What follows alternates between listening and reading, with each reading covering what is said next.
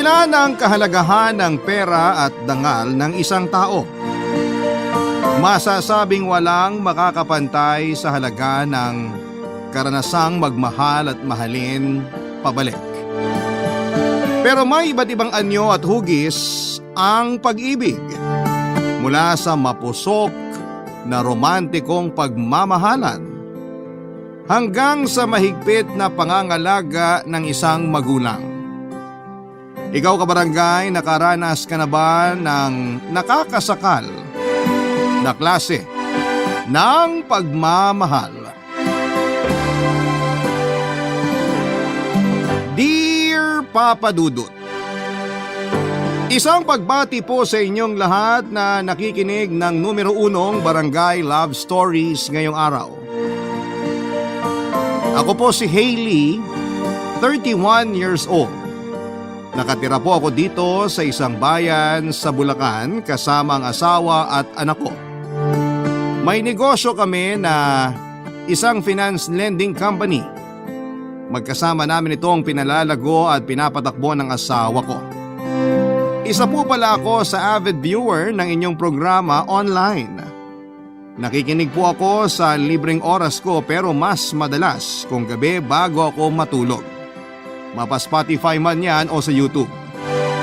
Magaganda kasi ang mga kwento ninyo at maraming matututunan sa iba't ibang experiences na ibinabahagi ng mga nagpapadala ng liham sa inyo.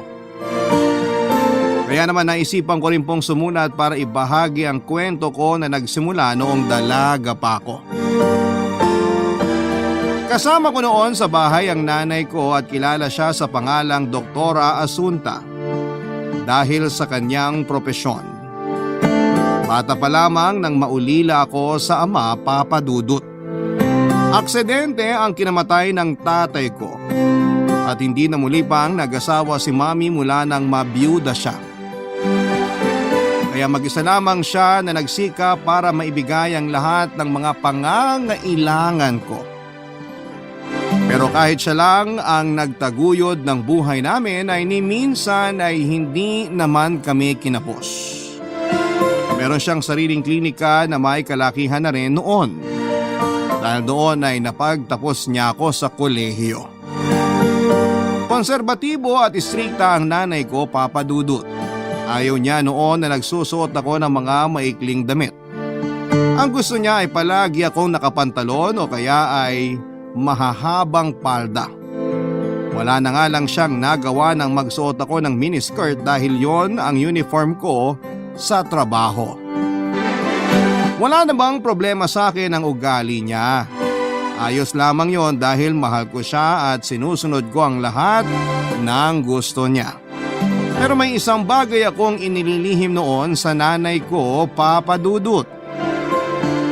Itinago ko ang pakikipagrelasyon ko kay Reynald dahil alam kong tutol siya sa lalaking pinili kong makarelasyon. Papa Dudut, mas matanda ng 2 taon sa akin si Reynald. At siya rin ang driver namin ng panahon na yon. Naging magkaibigan kami noong una at lagi niya akong dinadamayan kapag may problema ako. Palagi siyang handang makinig. Mabait siya, maaalalahanin, masipag at guwapo. Siya ang naghahatid sundo sa akin sa pinagtatrabahuan kong malaking finance lending company sa Maynila. Dahil palagi kaming magkasama at nagkakausap ay nahulog ang loob namin sa isa't isa. Naglakas loob siyang ligawan ako sa kabila ng pagkakaiba ng estado namin sa buhay. Hindi nga nagtagal ay sinagot ko na siya, Papa Dudut. Maganda naman ang naging relasyon naming dalawa, madalas kaming lumabas at mag-date nang hindi alam ng nanay ko. Lumalim ang ugnayan namin ni Reynald. Masaya kami kahit patago yung naging relasyon namin noon. Alam ko noon na mas lalong hindi magugustuhan ni Mami ang paglilihim ko sa kanya. Pero wala namang kaming balak na itago yon ng matagal. Naghihintay lamang kami ng tamang pagkakataon, Papa Dudut. Tulad ng iba ay gusto rin naman namin noon na nagmamahala ng malaya at walang pinagtataguan. Papa Dudut.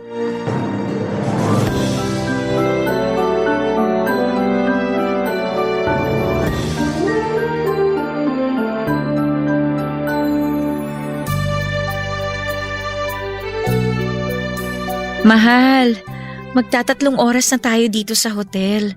Hindi pa ba tayo magcha-check out? Wag muna. Nagmamadali ka ba? Hindi naman. Kung ganun, pwede bang humirit kahit isang oras pa? Okay lang. Pero anong oras mo ba susunduin ng mami ngayon? Tumawag sa akin kanina, may pupuntahan daw siya. Tatawagan na lang daw ako. Okay. Mabuti kung ganun kasi mas marami tayong oras ngayon. Kaya nga eh. Sana palaging ganito. Nawili ka naman. Siyempre, masaya ako nakasama ka eh. Ikaw, masaya ka ba? Oo naman. Hindi mo na kailangang itanong yan, no? Sa bagay, kailan mo sasabihin to sa mami mo? Hindi ko pa alam eh. Nag-iisip nga ako kung paano. Okay, sige. Basta sabihan mo na lang ako kapag handa ka na. Alam mo naman, hindi pwedeng ganito na lang tayo. Kailangan din tumalaman ni doktora. Nakakahiya. Baka sabihin niya nananamantala ako. Gusto ko rin naman sabihin sa kanya. Bakit ikaw, alam mo ba kung paano? Pwede natin siyang ayayin kumain sa labas. Tapos ako na magsasabi sa kanya nung tungkol sa atin. Pwede. Kaya lang nag-aalala talaga ako eh. Baka pag nalaman to ni Mami, paghiwalayin niya tayo. Huwag mo kasi pangunahan. Negatibo kagad yung iniisip mo eh. Huwag mo inuhusgahan yung mami mo. Sinasabi ko lang naman yung totoo. Kailan ba natin siya aayain kumain sa labas kung sakali? Bukas! Bukas? Bukas na talaga? Sigurado ka? Oo! Palagi naman ako nakahanda eh. Ikaw lang naman yung may ayaw. Huwag ka kasi mag-alala.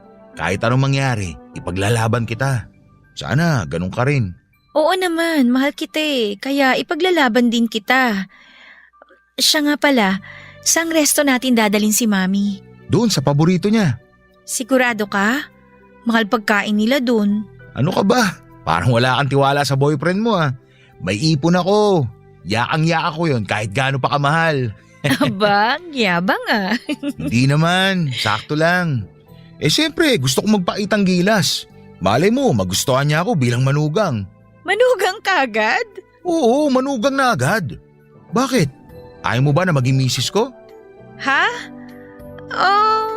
Oh, bakit parang nag-aalinlangan ka pa? Ayaw mo ba ako maging asawa? Seryoso ka ba sa tanong mo? Oo! Hailey, wala pa akong singsing ngayon pero gusto sana kitang tanungin. Papayag ka ba kung pakakasalan kita? Teka lang, nagpo-propose ka ba? Wait lang, Reynalda. Ano nga sagot mo? Naghihintay ako eh. Kasi naman pabigla-bigla ka eh. Pero sige na nga, oo na. Oo na yung sagot ko. Magpapakasal ako sa'yo. Kahit tsaka na lang yung singsing. Talaga, mahal? Akala ko tatanggihan mo ako. Salamat talaga. Sobrang saya ko. Shh, ano ka ba? Huwag kang maingay, baka mamaya kung ano pang isipin nung nasa ibang kwarto. Pag-isipan pa tayo na may ginagawang kababalaghan dito. Kanina pa naman talaga tayo may ginagawang kababalaghan ha. Ikaw talaga napakaloko mo. At dahil masaya ako, pwede bang isa pa? Ang landi nito. Sa kakaganyan mo baka mamaya mabuo na natin si Baby Uno. Gusto ko yan ha. Pag mag-asawa na tayo, ilan ba gusto mo maging anak? Gusto ko 3 o kaya 5. Mas masaya siguro kung malaking pamilya. Ano sa tingin mo? Masaya nga siguro yung ganun karami. Sa totoo lang, hindi ko alam kung masaya yun. Nag-iisa lang kasi akong anak ng mga magulang ko. Pero kasama ko naman sa paglaki yung pinsan ko. Ang saya nga kapag naglalaro kami at puro kalokohan yung ginagawa namin noon. Yun din ang gusto kong maranasan ng mga anak natin. Hindi tulad sa akin na mag-isa lang. May kaya nga pero malungkot naman. Hayaan mo na. Isipin na lang natin ngayon yung magiging kinabukasan natin. Pangako ko sa'yo, magsisikap ako ng todo para sa pamilya natin. Hindi ko kayo pababayaan. Magiging masaya rin tayo palagi. Promise yan ha? O ano pang hinihintay natin? Pasko? Anong ibig mo sabihin? Umpisahan na natin gawin si Baby Uno. Nako, wag mo ko inahamon. Game ako dyan.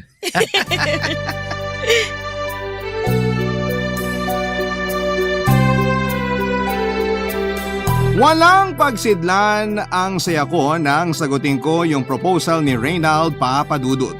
Dahil doon ay nagkaroon lalo ako ng lakas ng loob para harapin at sabihin na ang lahat sa nanay ko. Nagplano kami ng boyfriend ko at nagpabook kami ng reservation sa paboritong restaurant ni Mommy. Malaki yung gastos at nakikihati ako noon sa bayad pero hindi naman pumayag si Reynald. Kaya hinayaan ko na lamang siya sa kung ano ang gusto niya. Lalo naman niya akong napahanga dahil doon. Isa pa ay tiwala rin siya na matatanggap ni Mami ang relasyon naming dalawa.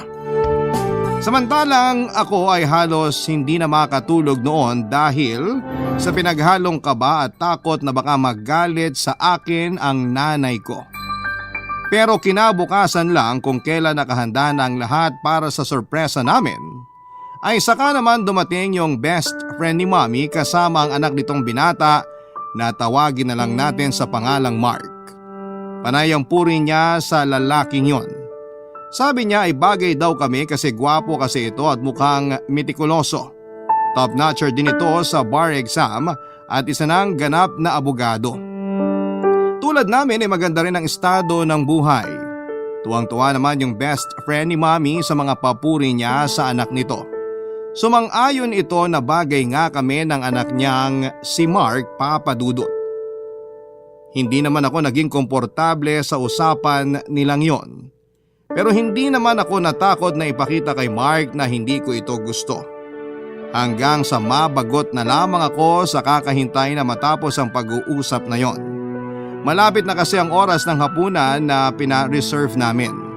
Nakahanda na ang lahat at masama ang loob ko dahil naisip ko noon na baka hindi na naman kami matuloy. Kung kailan naman may lakas na kami ng loob na aminin sa nanay ko ang tungkol sa relasyon namin ni Reynald. Saka pa nataon ang pagbisita ng kaibigan ni Mommy. Hanggang sa hindi na nga natuloy yung plano naming dinner Papadudut.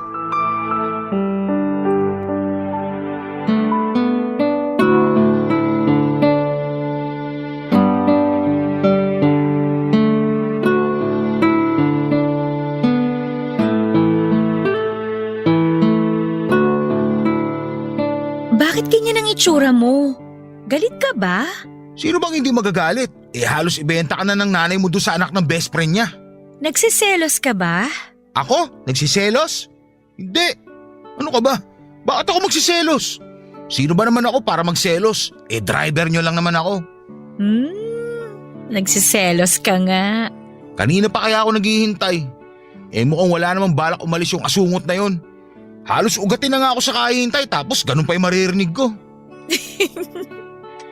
Bakit kasi nakikinig ka? Ay, sa bagay ako rin eh. Kanina pa kaya ako naiinis. Iniisip ko kasi yung reservation natin. Mukhang hindi na natin madadala si Mommy dun kasi nga nagpahanda na siya ng hapunan. Kaya nga sayang naman. Pero hayaan mo na. May iba pa naman pagkakataon, di ba? Oo naman. Bukas na lang. Tapos dito na lang sa bahay. Bukas? Sigurado ka? Oo. Para maayos na natin yung kasal. Tsaka para hindi na umasa yung Mark na yun. Hindi ko naman talaga gusto yung mokong na yun eh. Nayayabangan kaya ako sa kanya. Kanino ka nayayabangan? Mami? Kanina ka pa ba dyan? Kanina pa. Sinundan kita kasi kakaibang kinikilos mo kanina. Napuna ko na merong mali, kaya inoobserbahan kita. At narinig ko lahat ng pinag-uusapan ninyo. Kailan pa to, ha? Kailan nyo pa ako pinagmumukhang tanga? Mami, sorry. Sasabihin naman talaga namin sa inyo eh. Sasabihin? Sa tingin mo matutuwa ako sa ginagawa mong to, Hailey? Natatakot po kasi ako. Ano bang ikinatatakot mo? Baka hindi niyo po magustuhan si Reynald at saka… Tama! Hindi ko talaga siya magugustuhan para sa'yo. Hindi ka ba marunong pumili ng lalaki? Mami, mahal ko po siya. Mahal? Inuuto ka lang ng lalaking yan. Tapos naniwala ka naman. Ma'am, mawalang galang na po Pero mahal ko po ang anak nyo. Bastos! Hindi kita kinakausap, kaya huwag kang sumasagot! Ang kapal ng mukha mo! Driver ka lang naman dito? Ha!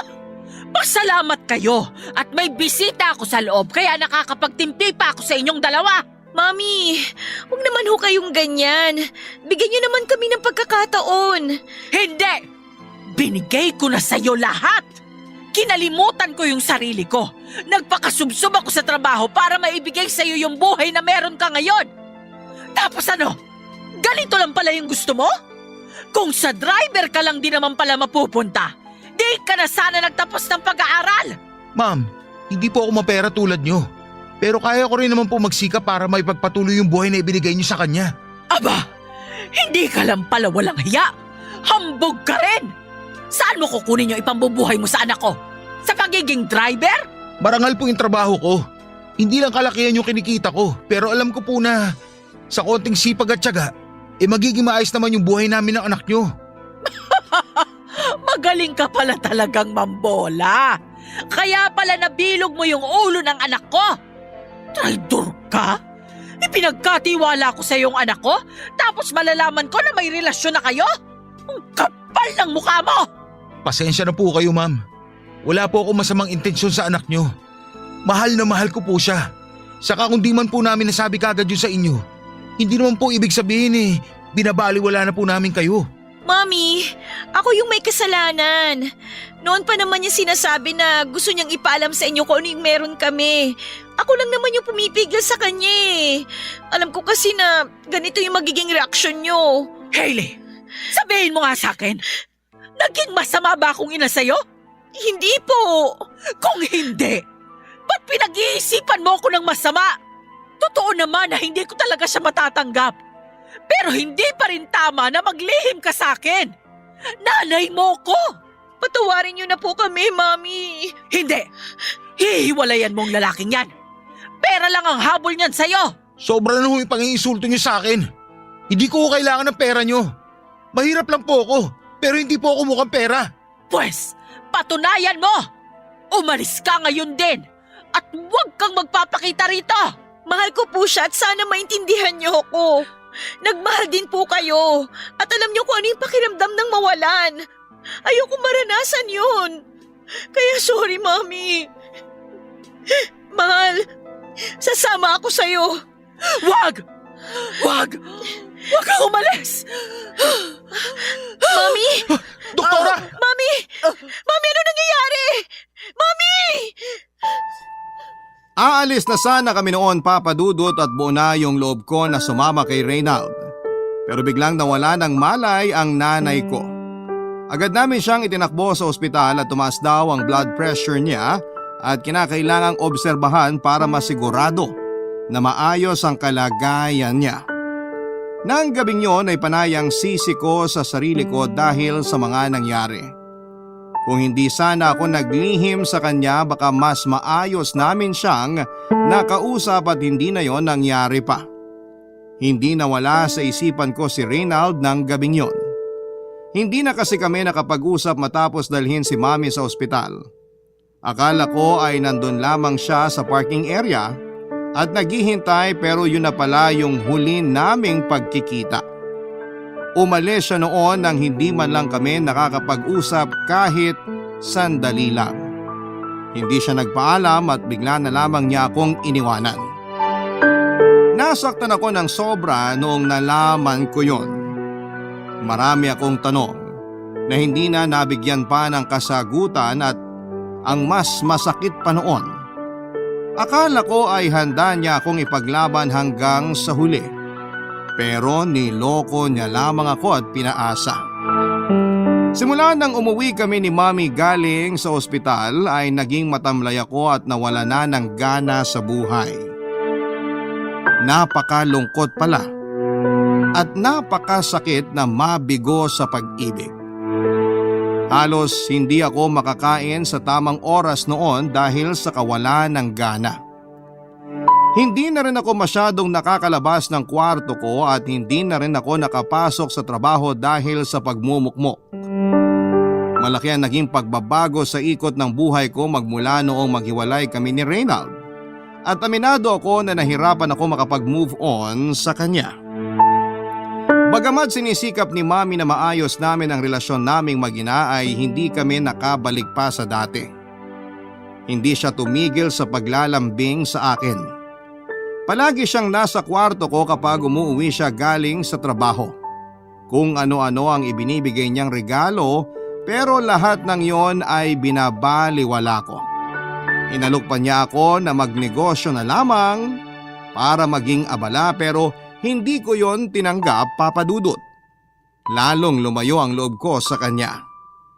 Pero pinanindigan pa rin niya na dapat ko nang layuan si Reynald. Hindi raw kami ang para sa isa't isa. Kailangan ko na raw tanggapin na walang kwenta yung naging boyfriend ko. At lagi niyang ipinamumukha na iniwan ako sa ere ng lalaki na akala ko ay minamahal ako. Ang lalaking akala ko ay pangangatawanan ang relasyon namin. Barangay Love Stories. Barangay Love Stories. Papa Dudut, halos isang buwan na rin noon mula nang umalis si Reynald. Masakit pa rin isipin yung ginawa niya sa akin. Hindi na talaga siya nagpakita o nagparamdam man lang. Nawala na lamang siya na parang bula at unti-unti akong nagtanim ng galit sa kanya noong panahong yon. Kinamuhian ko siya ng sobra. Sinubukan kong kalimutan siya hanggang sa may mapansin ako na parang kakaiba, Papa Dudut.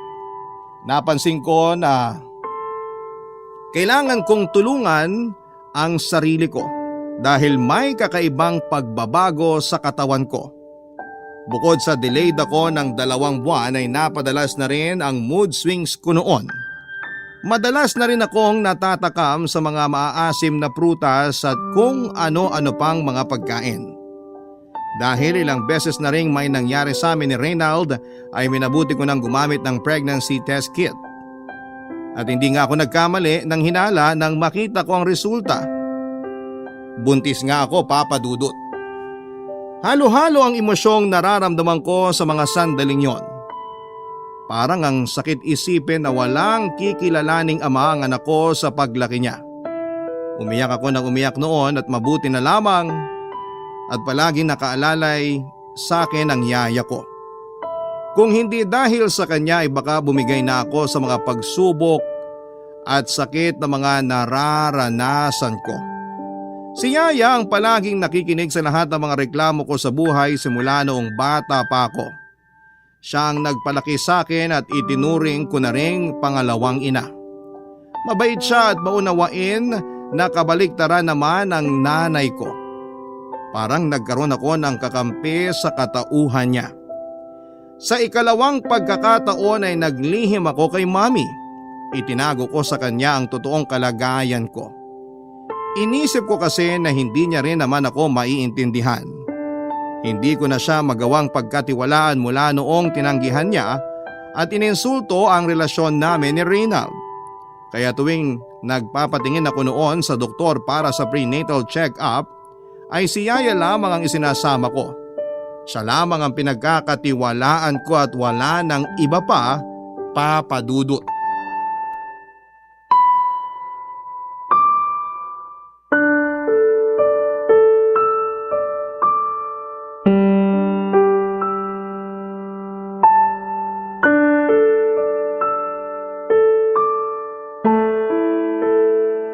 Anak, lumabas-labas ka naman.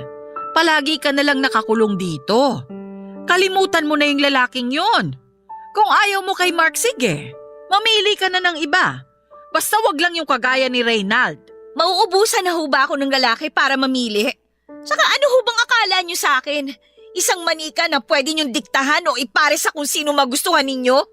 Mami, tao rin ako. Nasasaktan ako tuwing ginagawa niyo yun sa akin. Hindi naman kita dinidiktahan. Ang sa akin lang naman, mag-move on ka na. Huwag mong panghinayangan yung katulad ni Reynald na isa lang namang hamak na driver. Yan na naman kayo eh. Marangal siyang tao at marunong lumaban ng patas. Naiintindihan niyo po ba yun? Pero nasan siya ngayon? Hindi ba iniwang ka? Dahil sa inyo! Ay, intindihin mo rin naman ako. Ginawa ko lang yung alam kong tama. Ang hirap nyo kasing kausap eh. Lagi na lang kayo yung tama. Sige na po, Mami. Lumabas na po kayo. Iwan nyo na ako dito sa kwarto ko. Kailangan ko na ring magpahinga. Iinom pa ako ng gamot. Bakit kayo inom ng gamot? Wala na po kayo ron. Anong wala? May sakit ka ba? Wala po. Sige na nga po, magpapahinga na ako. Nasaan na yung mga gamot mo? Patingin ako. Wag na po, lumabas na kayo. Gusto ko na po talaga magpahinga, Mami. Nandun ba sa cabinet? Teka, titignan ko. Mami, ano ba? Lumabas na kayo! Anak! Ang dami mong gamot dito ah! Sandali. Bakit meron ka ng mga to? Doktor po kayo. Alam nyo kung para saan yung mga gamot na yan. Mga prenatal vitamins to ah! Huwag mong sabihin... Buntis ako! Ano? Ulitin mo nga yung sinabi mo? Tama yun narinig nyo. Buntis ako. Sumusobra ka na talaga! Hindi mo na ako binigyan ng kahihiyan? Paano to nangyari ha? Ikukwento ko ba kung paano nangyari at kung paano namin ginawa? Sabihin nyo lang, magsisimula na ako. Bastos ka! Iningatan kita ng matagal. Tapos ganito lang yung mangyayari? Ba't mo hinayaan na buntisin ka ng lalaking yon?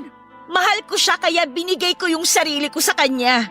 Pero dahil nakialam kayo, ngayon magiging disgrasyada yung nag-iisa niyong anak na iningatan niyo sa loob ng maraming taon. Prinotektahan lang kita. Tapos ngayon, ako pa yung mali. Totoo naman po, di ba? Yung pagprotekta niyo sa akin, wala na sa lugar yun eh. Buti sana kung teenager pa ako, Mami eh. Pero naman, 27 na ako. Ako na yung dapat na nagdedesisyon para sa sarili ko. Gano'n na ba talaga kalaki yung pagkukulang ko para magkaganyan ka? Alam niyo ho ang sagot dyan sa mga tanong niyo. Sinayang mo lahat! O ngayon, anong plano mo ha? Magiging disgrasyada na lang? Hahanapin ko po si Reynald. Sino namang may sabi sa'yong papayagan kita? Hindi ka pa rin papayag? Kung gusto niyo may managot sa pagbubuntis ko, hayaan niyo ako na sumama kay Reynald. Hindi pwede! Bakit, Mami? Kayo na naman ba yung dapat na masusunod? Hindi mo naman siguro gugustuhin kung ipapalaglag natin ang dinadala mo, di ba? Nahihibang na ba kayo? Ikaw yung nahihibang! Masyado nang nilaso ng driver na yun ang isipan mo! Anong klase kang ina? Nagliligtas ka ng buhay ng iba, tapos papatayin mo yung sarili mong apo? Alam nyo, sana pinabayaan na lang kita nung may nangyari sa inyo. Sana sumama na lang ako kay Reynald. Ano sinabi mo? Iiwan mo ako para sa lalaking yon? Talagang bastos! Mami, ano nangyayari sa inyo? Nahihirapan akong huminga. Dalhin mo ako sa ospital. Ginagawa nyo lang ba yan para sundin ko kayo ulit? Pwes, tigilan nyo na yung pag-arte nyo kasi gas-gas na yan. Hindi, anak! Hindi ako makahinga! Papadudot sobrang sama ng loob ko noon sa nanay ko. Hindi ako makapaniwala sa lahat ng mga sinabi niya. Magagawa pala niyang isipin na ipahamak ang anak ko para lamang sa mga baluktot niyang katwiran. Hindi ko alam kung ano ang mga nangyayari noon sa kanya. Itinakbo ko siya sa ospital nang mapagtanto kong hindi naman talaga siya nag-iinarte. Hindi po pala talaga siya makahinga noon pero habang nasa sasakyan kami, papunta sa ospital ay hindi ko akalain na may masasabi pa siya na nagdulot ng takot sa akin. Balak niya raw na ipaampon ang bata pagkatapos kong manganak. Nung una ay sinakyan ko na lamang ang gusto niya sa pag-aakalang hindi naman siya seryoso doon. Dahil sa sinabi ni Mami ay kinausap ko si Yaya para bantayan ang nanay ko. Lalo na kapag nakapanganak na ako at kung sakali nga na ipapaampon yung bata. Gusto kong malaman kung saan ito dadalhin dahil may nabuo na akong plano noon. Kukunin ko ang anak ko at lalayo na kaming dalawa. Lumipas ang 9 na buwan at sumalang na ako sa isang operasyon. Tumaas ang blood pressure ko habang nanganganak. Ang sabi nila kailangan kong sumailalim sa emergency C-section dahil May sintomas ako ng kakaibang sakit at maaaring manganib ang buhay naming mag-ina. Sa awa ng Panginoon ay ligtas kong nailuwalang bata. Lalaki ito at kamukhang kamukha pa ni Reynald. Ang namana niya lang sa akin ay yung birthmark na meron ako sa tiyan. Meron din siya noon at makikita yon sa kanang pisngi niya. Hindi ko noon makakalimutan kung gaano kasaya ang pakiramdam ko nang maging isang ina sa unang pagkakataon, Papa Dudut.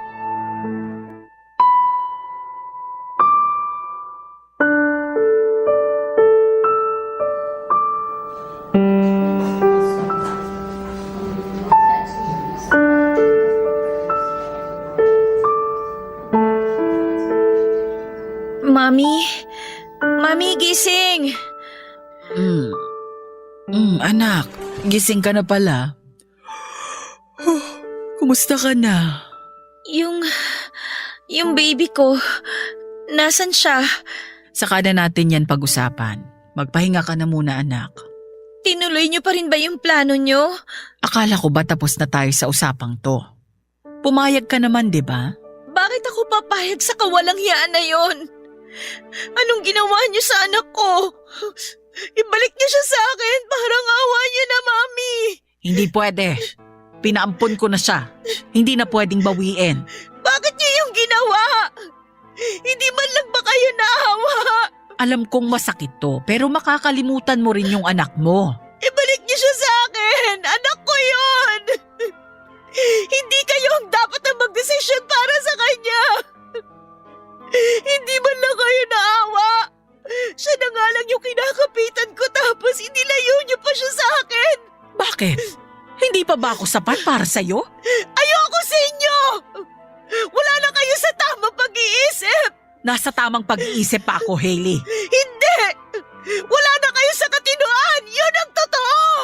Anak, bakit ba ang sama-sama ng tingin mo sa akin? Kapakanan mo lang naman ang iniisip ko.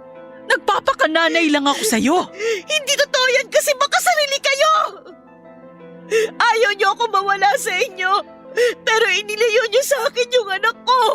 Kalimutan mo na yung batang yon. Mas mabuti nang wala siya para wala ring makaalam ng nangyari sa'yo. Nakakahiya! Ano?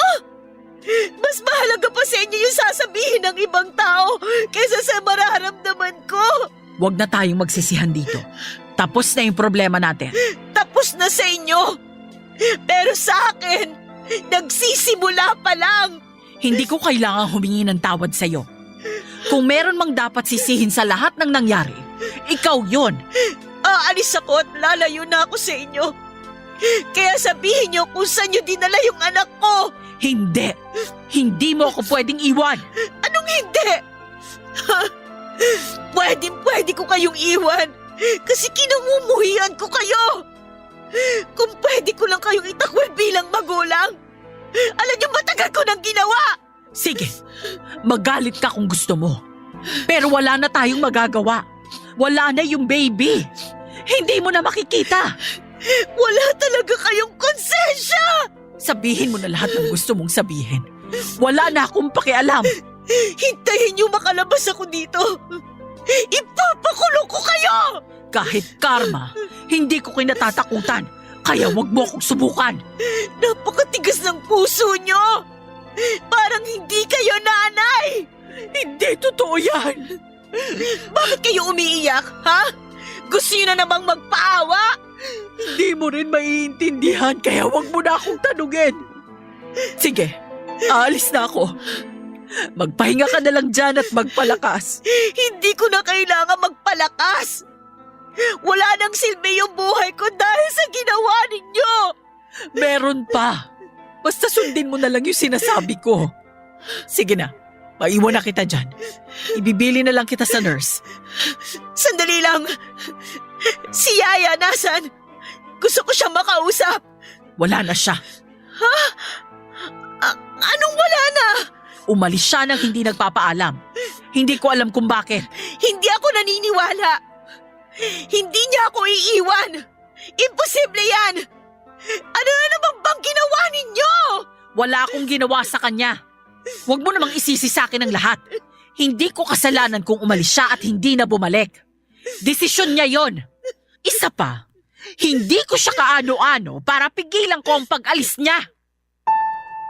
Papa Dudut, hindi pa man ako nakakabawi sa sinabi ni Mami ay nadagdagan kaagad ng pag-aalala ang pakiramdam ko tungkol sa kalagayan ni Yaya. Naisip ko kasi na baka nahuli siya ni Mami sa ipinakiusap ko sa kanya. Malimang isipin yon pero sa paraan kung paano mag-isip ang nanay ko ay hindi imposible kung nasaktan niya si Yaya o di kaya ay pinalayas. Panayang dasal ko noon na sana ay okay lang siya. Pero sumagi rin sa isipan ko na sa pagkawala ni Yaya ay mahihirapan na akong hanapin ang anak ko. Dahil sa nangyaring yon ay nag-decide akong lumayo. Umalis ako sa poder ng nanay ko at kumuha na lamang ng isang maliit na apartment na malayo sa kanya. Namuhay ako ng mag-isa at nag-apply ako at natanggap ako bilang finance officer sa isang kumpanya. Nagtrabaho ako ng mabuti at nag-ipon nang sa ganon ay maipakita ko sa nanay ko na kaya kong tumayo sa sarili kong mga paa. Dumaan ang mga araw, buwan at taon hanggang sa nasanay na rin ako, Papa Dudut. Masaya ako kasi noong ko lang naramdaman ang mabuhay ng malaya. Pwede na akong manamit sa paraang gusto ko. Nakakalabas na rin ako kung kailan ko gusto. Wala na yung pakiramdam na parang palaging may nagbabantay at naninita kapag nagkamali ako.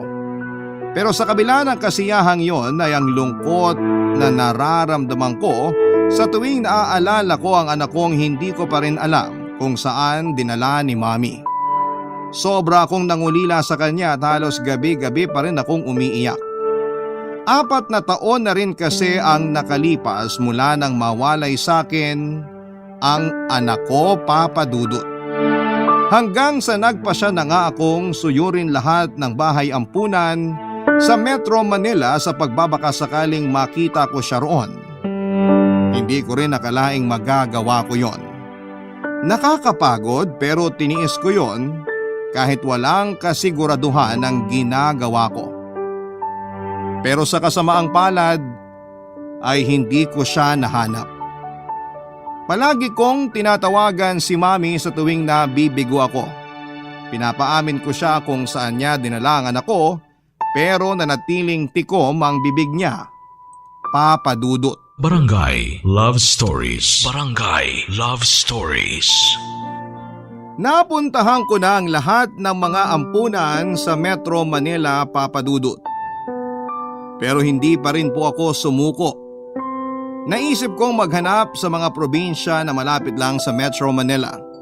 Kaya naman napadpad ako noon sa Bulacan at habang nasa biyahe ako noon ay panayang dasal ko na sana'y ibigay sa akin ang hiling ko. Kahit alam kong hindi naman ako sigurado kung dinala nga ba ang anak ko sa ampunan o hindi. Isang ampunan ang gusto kong bisitahin at bigyan na rin ng kaunting donasyon. May mga bit-bit ako noong mga regalo at pagkain para sa mga bata. Ewan ko ba, Papa Dudut, pero meron akong strange feeling habang papunta sa ampunan na yon. Naisipan ko pa noong dumaan sa simbahan, sa parokya ni San Agustin. Parang may kung anong humaplos sa puso ko nang makita ko yung mga batang naglalaro sa labas. Nawala ako sa sarili ko ng mga sandaling yon, Papa Dudut, at ini-imagine ko kasi na isa sa mga batang naglalaro ang anak ko.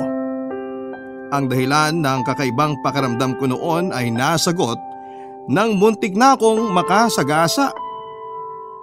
Sa kabila ng kabang nararamdaman ko ay natuon ang atensyon ko sa isang pamilyar na lalaki at sa batang kalong nito. Pero ang mas nagpalakas ng kabog ng dibdib ko noon ay nung makilala ko ang lalaking yon, Papa Dudut.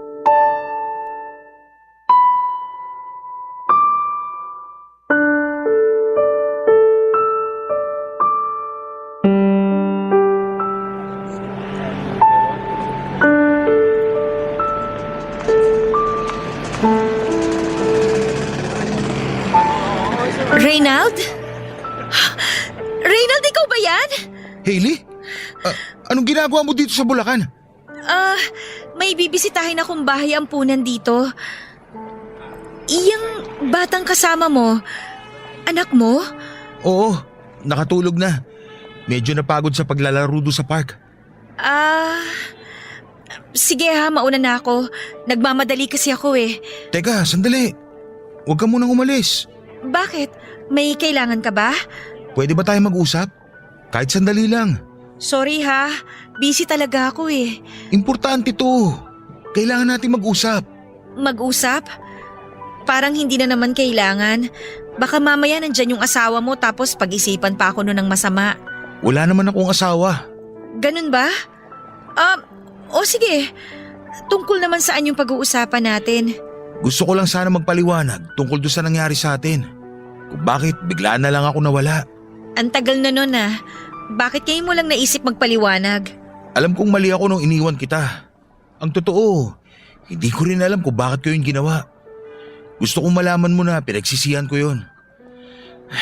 Sana mapatawad mo pa ako. Patawad? Gusto mong patawarin kita? Eh hindi mo nga alam kung ano yung pinagdaanan ko nung basta ka na lang nawala. Iniwan mo ako sa ere. Alam kong marami kang pinagdaanan. Pero hindi mo ba naisip na baka tayo pinagtagpo ulit kasi… Kasi ano? Para bigyan tayo ulit ng pagkakataon. Pero kung hindi mo na ako mapapatawad, maiintindihan ko naman yun. Kaso, meron pa akong gustong sabihin sa'yo. Ano bang meron? Ba't ba hindi mo na lang sabihin kagad? Pinapakababo naman ako eh. Itong batang karga ko, anak natin siya. Ano? Paano nangyari yun? Yung yaya mo, siya yung tumulong sa akin. Si Yaya? Paano? Ang totoo niyan, hindi kami nawala ng komunikasyon ng yaya mo. Palagi pa rin kami nagkakausap mula nung umalis ako. May mga sinabi ba siya sa'yo? Oo, at ikaw yung madalas namin pinag-uusapan. Palagi ako nakikibalita sa kanya. Ibig sabihin, alam mo lahat na nangyari sa akin? Nung una, hindi ko alam na buntis ka.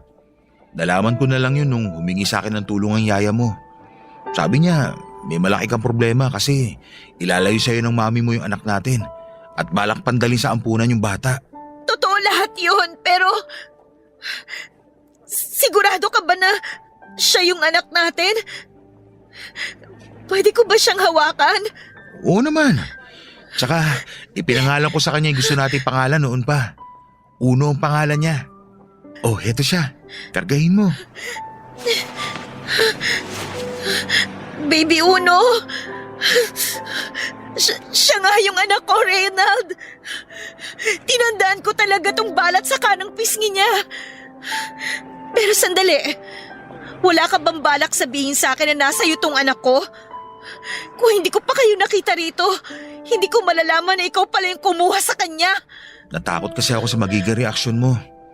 Pero nitong mga nakaraan, napagtanto ko na mali yung ginawa ko. Bala ko talaga na pumunta ng Maynila para makipagkita sa'yo. Sinungaling ka! Kung wala kang intensyon na ilayo siya sa akin, sana noon mo pa sinabi. Hindi na sana ako nagdusa sa pangungulila ako sa kanya. Kung gusto mo akong bawian sa mga nagawa ko sa'yo, hahayaan kita. Saktan mo ako kung gusto mo. Alam mo bang ilang taon na ako naghahanap sa mga ampunan? Napuntahan ko na lahat sa Maynila. Pero wala ako na pala. Tapos ngayon, malalaman ko na nasa iyo lang pala siya. Sorry talaga, Hailey. Hindi pa lang talaga ako makakuha ng tiyempo kung paano ko sasabihin sa'yo yung tungkol kay Uno. Hindi ko pa kayang magpatawad sa ngayon. Pero kung gusto mo makabawi kahit papano, dalin mo ko kay Yaya. Alam mo ba kung nasan siya ngayon? Nasa bahay siya. Saan siya tumuloy nung tumakas siya sa mami mo? Siya na rin yung nagboluntaryo yung alagaan si Uno. Salamat naman kung ganon. Akala ko kung napano na siya. Masaya akong malaman na okay si Yaya. At saka, wala naman pala akong dapat ipag-alala kasi siya yung nag-aalaga sa anak ko. Alam kong palalakihin niya si Uno tulad ng pagpapalaki niya sa akin. At higit sa lahat, siya talaga yung may pusong ina na kayang magmahal ng walang kondisyon. Papadudot, sobrang saya ko noong makita ko yung matagal ko nang hinahanap. Hindi lang yakap kundi maraming halik ang iginawad ko sa anak kong si Uno. Doon nagtapos ang 4 na taong kong paghihirap sa paghahanap sa kanya. Hindi ko akalain noon na masasagot agad ang panalangin ko sa parokya ng San Agustin. Pagkatapos ng tagpong yon sa simbahan ay napagkasunduan namin ni Reynald na tumuloy pa rin sa bahay ampunan na talagang sadya ko sa Bulacan. Pero mas naging makahulugan ang pagbibigay ko ng mga regalo sa mga bata dahil naging tanda na yon ng pagbabalik handog ko sa lahat ng biyayang natanggap ko ng araw na yon. Pagkatapos noon, Papa Dudut, ay tumuloy kami sa bahay ni Reynald at simple lang ang lugar at mas maliit kumpara sa bahay namin sa Maynila. Pero sobrang saya ko nang makita ko ulit si Yaya. Kitang-kita ko kung gaano niya noon kamahal ang anak ko. Parang nakikita ko kay Uno ang sarili ko noong bata pa lamang ako. Naalala ko kung paano ako inilagaan ni Yaya at hindi siya nagbago. At gaya nga ng inaasahan ko medyo naging emosyonal akong muli ng pagkikita namin yon. Akala nga raw niya ay magagalit ako dahil sa ginawa niyang pagkuha kay Uno. Pero hindi naman yon nangyari. Sa halip na magalit ay pinasalamatan ko pa siya ng sandaling yon. Pinag-usapan naming tatlo ang lahat ng mga nangyari dahil doon ay nabuksan ang puso't isipan ko sa katotohanan. Nalaman pala talaga ni Mami ang tungkol sa plano namin. Kaya wala nang choice si Yaya kundi ang humingi ng tulong kay Reynald. Nagtulungan silang dalawa para maitakas si Uno bago pa maipaampon. Matapos ang kwentuhang yon ay nagkaayos kaming lahat at nagkapatawaran na rin, Papa Dudut. Pakiramdam ko noon ay nagkaroon ako ng pamilya. Pero bago matapos ang sandaling yon ay may natanggap akong tawag mula sa hindi kilalang numero na siyang naging dahilan ng agarang kong pagbabalik sa Maynila kasama ang mag-ama ko, Papa Dudut.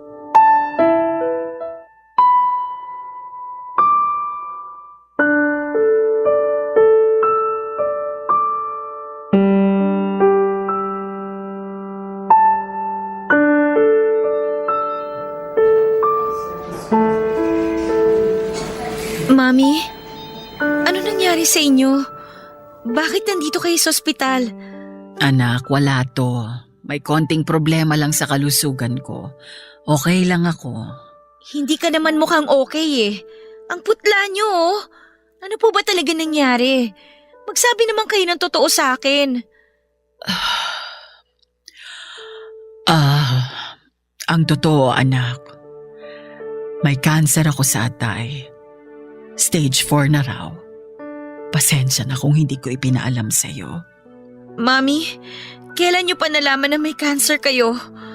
Matagal na, anak. Pero hindi ko lang binabanggit sa'yo kasi alam kong marami ka pang iniisip. Doktor kayo, di ba?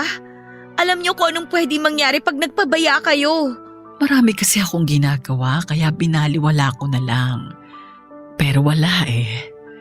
Dito pa rin talaga sa ospital ang bagsak ko. Ano pong sabi ng doktor? May pag-asa pa daw po ba kayong gumaling? Wala na akong pag-asa, anak. Mamamatay na ako. Karma ko na yata ito. Mami naman eh, nag-iisip pa kayo ng ganyan. Totoo yun, anak. Marami na akong nasaktan at nagawang mali. Kaya ito yung kapalit ng lahat ng yon. Marami akong kasalanan. Lalo na sa'yo. Kaya nga, nagpapasalamat ako na dumating ka. Kahit na alam kong may sama ka pa rin ang loob sa akin. Pwede ba naman po na hindi ako dumating? Nung tinawagan ako ng ospital at pinalam sa akin yung nangyari sa inyo, pumunta po ako kagad. Salamat. Gusto ko kasing humingi ng tawad sa'yo bago man lang ako mawala. At saka, mayroon din akong aaminin sa'yo. Ano po yun, Mami? Nawala sa akin yung baby mo. Sana, sinabi niyo na lang kaagad yung totoo. Ang tagal kong hinanap sa mga ampunan yung anak ko. Hindi ko kasi alam kung paano ko sasabihin sa'yo. Ginawa ko rin ang lahat ng magagawa ko para makita siya pero nabigo ako. Kaya sana, Mapatawad mo pa ako, anak. Matagal kong dinala sa puso ko yung galit, Mami. Naiintindihan ko kung bakit galit ka sa akin. Pasensya ka na talaga sa lahat ng naging pagkukulang ko sa'yo, anak, ha? Gustuhin ko mang bumawi sa'yo, pero hindi ko na yun magagawa. Pinapatawad ko na kayo, Mami. Kalimutan na natin lahat yun. Magsimula po ulit tayo. And this time, kasama na natin si Uno. Sinong Uno? Siya po yung apo nyo. Nahanap ko na po siya. Saan mo siya nahanap? Sa Bulacan po. Kasama po si Reynald. Mami, nandito po sila. Gusto mo ba silang makita? Kung pwede sana. Sige po. Saglit lang po Pupuntahan ko lang sila. Andun po sila sa labas nitong kwarto.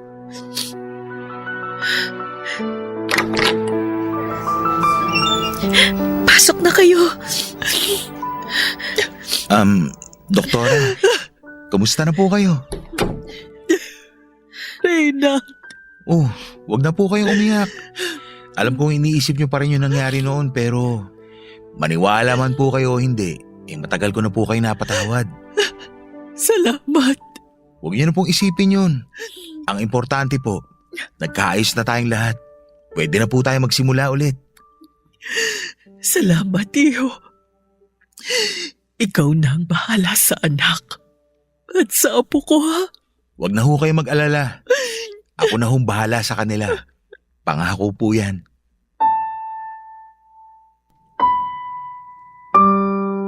Papadudot ilang araw lang matapos naming magkapatawaran ay tuluyan ng binawian ng buhay si Mami. Masakit ang pangyayaring yon sa buhay ko, Papa Dudut. Siguro nga ay marami siyang naging kasalanan sa akin pero hindi naman noon napawi ang pagmamahal ko sa kanya. Marami pa rin akong dapat na ipagpasalamat at isa na doon yung pag-aalaga niya at pagmamahal sa akin bago pa kami magkasira. Iba man ang ipinakita niyang paraan ng pagmamahal, alam ko sa sarili ko na ako ang pinakamahalagang yaman na kanyang iningatan. Kaya naman bilang ganti ay ginawa ko ng mahusay ang responsibilidad ko bilang anak kahit sa huling pagkakataon na lamang. Binigyan ko siya ng maayos na lamay at disenteng libing. Malungkot, pero sa kabilang banda ay nagpapasalamat pa rin po ako dahil nagkaroon pa kami ng kaunting oras para magkaayos. Bagamat si Mami yung dahilan kung bakit kami naghiwalay, ng taong mahal ko ay siya rin ang nakapag-ayos sa aming dalawa. Sa ngayon, Papa Dudut, ay kasal na kami ni Reynald at doon kami kinasal sa simbahan ng San Agustin. Meron na rin kaming sariling negosyo.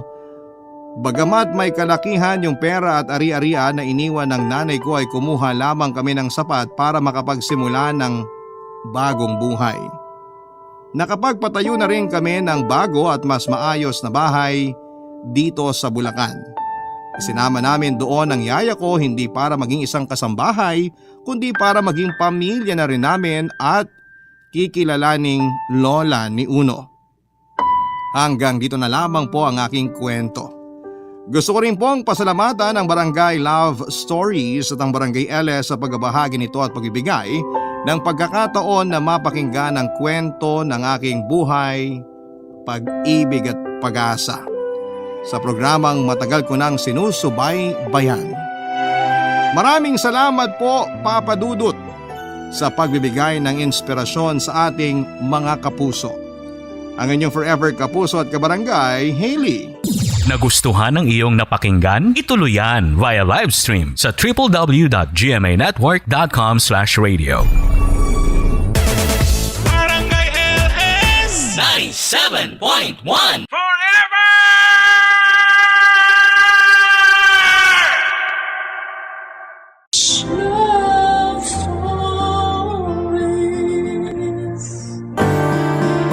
Hindi matutumbasan ng kahit na anong yaman sa mundo ang respeto. Kaya nga kung hindi ito maibibigay sa iyo ng isang tao ay mag-isip-isip ka na kung dapat pa ba siyang manatili sa buhay mo. Ikaw kabarangay, marunong ka bang rumespeto? Dear Papa Dudut, lahat ng first time ay memorable. May iba pa nga sa atin na gustong gusto yon. Maalala lalo na kung magagandang bagay ang bibisitahing memorya. Pero ako ay gusto ko nang makalimutan ang first time ko. Bago ko ikwento sa programa ninyong Barangay Love Stories ang karanasan ko, ay pabati muna ng isang magandang katanghaliang tapat sa inyo dyan sa Barangay LS at sa kapwa ko certified kabarangay. Simula pandemic at hanggang ngayon ay sinusubaybayan ko ang bawat istoryang tampok ninyo sa Barangay Love Stories. Tapos isang araw ay naisip kong magpadala ng sulat sa inyong istasyon at nagbabaka sakali na mapili po ninyo para umere. Itago nyo na lamang po ako sa pangalang Nian. 30 years old at nagtatrabaho bilang accountant or account executive sa Makati. Ang kwento ko ay magsisimula noong 27 years old ako kung saan ini-relationship ako kay Alexis. Hindi niya tunay na pangalan. Balit pinsan siya ng katrabaho ko na nakilala ko noong nagninang ako ng binyag ng first baby nila noong December 2021. Hindi ko na idedetalye kung paano naging kami ni Alexis. Tumalo na kaagad tayo sa isyu ko sa pamilya niya nung umabot na nga kami ng 5 buwan bilang magkarelasyon. Hindi si Alexis ang unang boyfriend ko. In fact ay nagkaroon na rin naman ako ng iilang unsuccessful relationships in the past. Pero relasyon ko kay Alexis ang natatangi. At masasabi kong first time kong naengkwentro sa tanang buhay ko.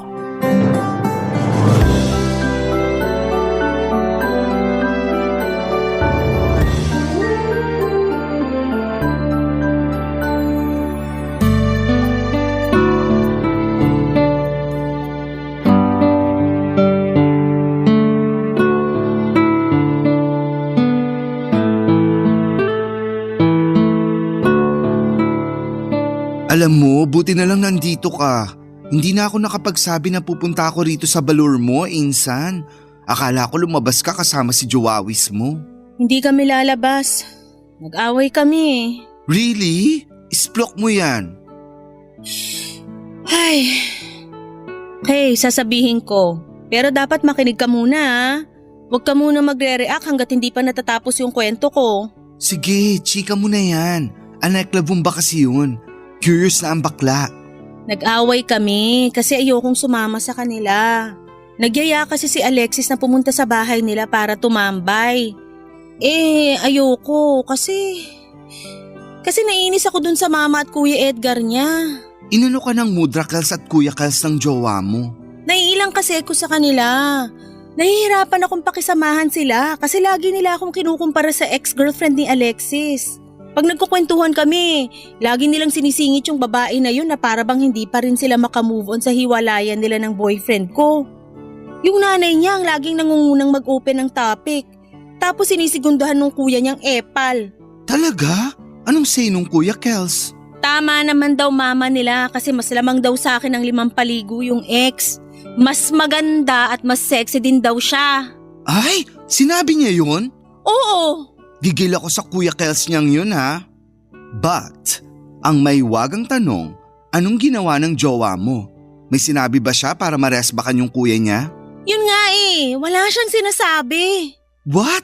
Where? When? Why? Ay, meron pala. Sabi niya, intindihin ko na lang kasi nagbibiro lang naman daw yung kuya niya. Huwag ko na raw palakihin yung issue.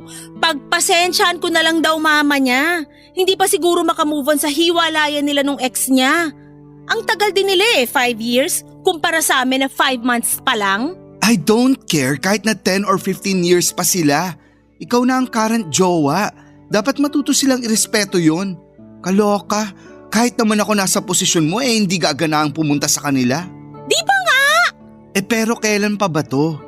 Don't tell me, matagal na nilang ginagawa sa'yo to ha? Medyo. Simula nung pinakilala ko sa kanila ni Alexis nung 1 month pa lang kami. Girl, at bakit ngayon mo lang chinika sa akin? Grabe, nakakasakit ka ng damdamin. Akala ko pa naman di lang tayo magpinsan, mag-BFF din tayo. Siyempre, mag-BFF tayo. Naisip ko lang naman na wag munang sabihin sa'yo kasi akala ko magbabago pa sila. Sa bagay, pero mukhang wrong ka kasi. Genetics na yata ang pagiging epal ng pamilya ng boyfriend mo. Sa true lang ha. Pero buti na lang, chinika mo na para naman nadadamayan kita sa inis mo dyan kay Alexis. Daig ko pa yata siya kahit na malambot ako't lalamya-lamya. Ay nako, minsan naisip ko nga na parang mas lalaki ka pa kesa sa kanya. Che! Oh, mabalik tayo. Dapat talaga kausapin mo yung jowa mo. Sabihin mo yung feelings mo sa kanya. Kasi paano na lang pag nagpakasal kayo? E di magiging real mother-in-law and brother-in-law mo na yung mudrakals at kuyakals niyang daig pa ang mga premyadong kontrabida sa GMA Telebabad. Ginawa ko na yan. Tulad kahapon. Kinausap ko siya tungkol doon pero ending, nagalit siya sa akin. Kaya nagalit ka rin sa kanya. Oo! Tama yan. Huwag kang patalo dahil walang talunan sa angkan natin. Warla kung warla. Kaya nga. Pero ano nang gagawin ko? Gagawin saan? Sa amin ni Alexis. Siyempre ayoko naman na lagi kami nag-aaway. Magkakabati rin kayo. Kailangan nyo lang ng space. Mag-usap ulit kayo kapag pareho ng malamig ang ulo nyo. Palagay mo effective yung ganun?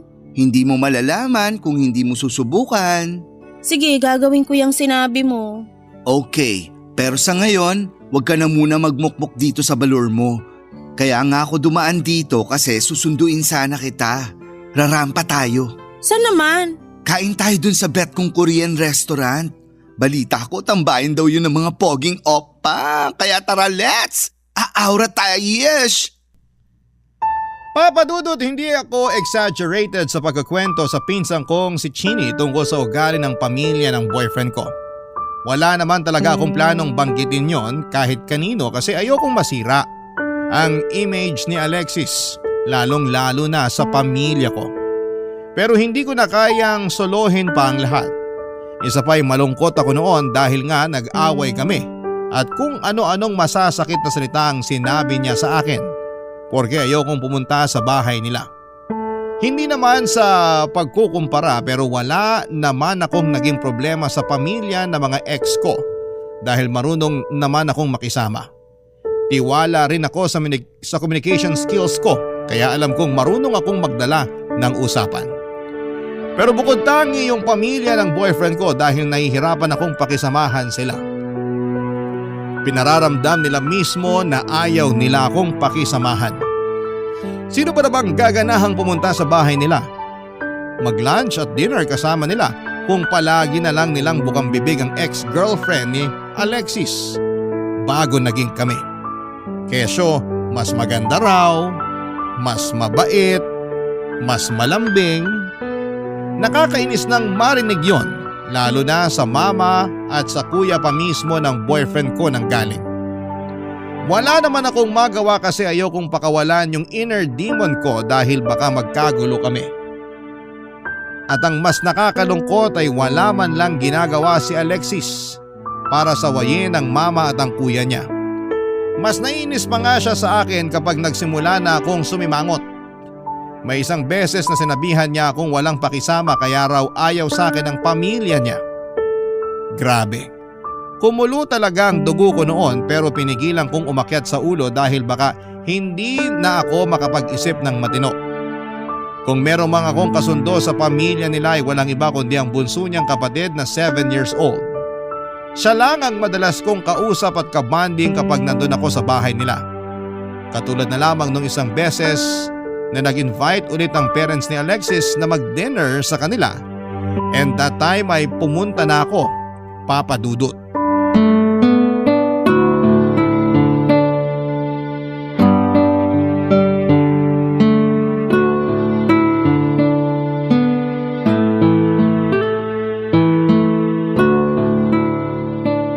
Hi, Nian. Kuya Edgar, ikaw pala. Pansin ko, kanina ka pa nakikipaglaro sa bunso namin ah. Wala ka bang planong kausapin man lang kami? Ano naman pag-uusapan natin? Kung ano-ano lang. Kamusta ka na sa trabaho mo? Okay naman ako ron. Kayo ni Alexis, kamusta? Maayos naman kami. Pero balita ko, napapadalas daw mga away nyo ah. Sino naman nagkwento sa'yo niyan? Sino pa ba? Eh di si Alexis mismo. Kaya raw hindi ka sumama dito sa bahay nung nakaraan kasi ayaw mo kami makita ni Mama. Hindi sa ganun. Alam mo okay lang naman. Gusto ko lang din malaman kung ano bang problema sa amin. Ha? Wala naman. Sigurado ka? Ay. Ayoko lang na kinukumpara niyo ako sa ex ni Alexis. Magkaibang tao naman kami. Kapag kasi nababanggit niyo siya sa mga kwentuhan tapos kasama niyo ko, medyo nasasaktan ako. Ganun ba? Pasensya ka na kasi akala namin ayos lang sa'yo. Hindi ka naman kasi kumikibo pero yun pala, dinadamdam mo na. Pero handa naman ako nakalimutan yun. Hindi ko naman kayo matitiis. Pamilya kayo ng boyfriend ko eh. Promise, lilimitahan na namin pagbanggit sa ex ni Alex. Kakausapin ko si Mama tungkol doon. Naku, baka magalit si tita. Baka isipin niya masyado akong maramdamin. Hindi yun. Ako nang bahala kay Mama. Thank you. Wala yun, ano ka ba? Okay na tayo. Okay naman talaga tayo. Sabi mo yan ha? Oo, okay tayo. Kung ganun, pwede ba ako humingi ng pabor? Pabor? Anong pabor? Malapit na kasi yung birthday ko eh. Gusto ko sanang regaluhan mo ako ng bagong helmet. Yung tigta 3,000 para naman magandang klase. Ano? Yung tigta 3,000 ka ako. Sige na, birthday ko naman eh. Seryoso ba yan? Mukha ba ako nagbibiro? Tutulungan kita humanap ng design. Tapos isisend ko na lang sa messenger mo para hindi ka na mahirapan. Pero masyado naman yata ang mahal yung regalo na gusto mo. May trabaho ka naman eh. Kayang-kaya mo na yun. Pero malaking halaga pa rin yun, kuya. Sige ka, pag hindi mo ko binili nun, magtatampo ko sa'yo. Ayoko ng ibang regalo. Gusto ko ng bagong helmet. Kaya yun na ibigay mo sa akin, ha? Ewan ko lang. Titingnan ko muna yung budget ko. Kung wala kang pera, i-credit card mo na lang. Yan naman yung medyo hindi ko basta-basta ginagawa. Para yun lang ipagdadamot mo pa. Ang regalo pag birthday, dapat magarbo kahit papano. Buti pa talaga yung ex ni Alexis eh. Maganda at mahal ko magregalo. Kaya gusto ko siya kaysa sa'yo eh. Mas galante, mas madaling hingan. Ikaw, ang kunat mo. Sana talaga, hindi na lang sila naghiwalay ni Alexis. Papa Dudut, wala naman akong personal na galit kay Kuya Edgar ng boyfriend ko. Pero bukod sa mama niya na napagpapasensyahan ko pa, siya talaga yung palaging sumasagad sa pasensya ko. Napakahangin kasi niya at akala mo ay kung sinong umasta. Palibhasa paborito siya ng mga magulang nila. Para sa akin kahit na 30 anyos na siya, para pa rin siyang bata kung mag-isip. Akala ko ay masasanay na lamang ako sa ugali niya pero ganon na lang ang gulat ko nang hingan niya ako ng helmet para sa birthday niya na nagkakahalaga ng 3,000 piso. Hanggang sa bago ko umuwi ay patuloy pa rin siya nagpapaalala sa akin tungkol sa regalo niya. At kahit na naririnig na yon ni Alexis ay wala pa rin siyang ginawa para sawayin ang kuya niya. Hindi ko alam kung kinukonsente niya ba ang kapatid niya o sadyang walang pakialam sa akin ang boyfriend ko. Ano man sa dalawang yon ay pagod na pagod ako physically, emotionally and mentally ng gabing yon. Matapos kong manggaling sa bahay nila, Papa Dudut. Barangay Love Stories. Barangay Love Stories. Papa Dudut, makalipas ang isang buwan ay naloka na naman ako dahil nag-follow up sa akin via messenger si Kuya Edgar tungkol sa regalo ko sa paparating niyang birthday. Ang halaga dapat ng na 3,000 yon at sa isip ko ay ganon na ba talaga kakapal ang mukha niya para humingi ng regalo sa akin na ganon kamahal. Hindi naman sa hindi ko kayang bumili noon pero ayoko lang talaga dahil sino ba siya sa buhay ko. Hindi nga niya ako tinatrato ng maayos kapag nasa bahay nila tapos ay hihingan niya ako ng regalo na ganon kamahal. Pero ang isa pang nakakaloka ay pinatatabi niya ni Edgar ang resibo para masigurado raw niya na nagkakahalaga ng 3,000 ang regalong binili ko para sa kanya. Aaminin kong na-pressure ako ng mga panahong yon. Pero ayoko namang galawin ang savings ko o umutang para lang makabili ng gusto niya. Kaya nga, ang ginawa ko, bumili pa rin ako ng regalo pero worth 500 pesos lang. At nung araw, nang sumapit nga ang birthday ni Kuya Edgar, naisip kong kausapin ang boyfriend kong si Alexis, Papa Dudut.